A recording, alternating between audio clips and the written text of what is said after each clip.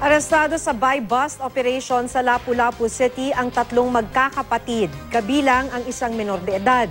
Modus daw nilang magbenta ng shabu sa bangketa gamit ang isang mesang kunwari ginagamit sa pagtitinda ng pagkain. Makibalita tayo kay Chona Carrion ng GMA Cebu.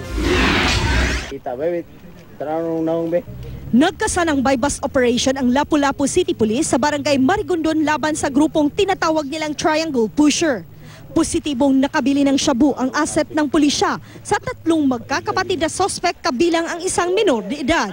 Ayon sa pulisya, mapagkakamalan mong nagtitinda lang ng pagkain sa bangketa ang grupo dahil sa inilalagay nilang mesa. Ang menor de edad ang nakapwesto sa harap habang nakatago lang sa paligid ang kasama niyang dalawang babaeng nasa 8 gulang na.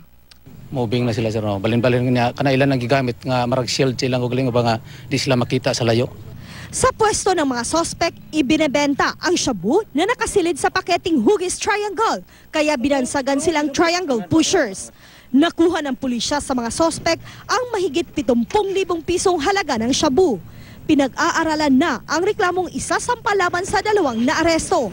Dadalhin naman sa DSWD ang menor de edad. Sa tala ng PNP Region 7, umabot na sa mahigit 2,000 buy-bust operations ang naisagawa ng pulisya sa rehiyon mula Hulyo noong nakaraang taon hanggang Marso ng taong kasalukuyan. Sa loob ng panahong ito, tinatayang aabot sa 121 milyong piso ang halaga ng shabu na nakumpiska ng pulisya. Halos 2,000 kaso naman ang naisampa na laban sa mga naarestong tulak at gumagamit umano ng shabu. Ang Philippine Drug Enforcement Agency Region 7 naman nakakumpiska na ng mahigit 660 gramo ng shabu at 70 seedlings ng marijuana sa magkakahiwalay na operasyon sa unang quarter ng taon. Chona Carrion, Nagbabalita, Pilipinas.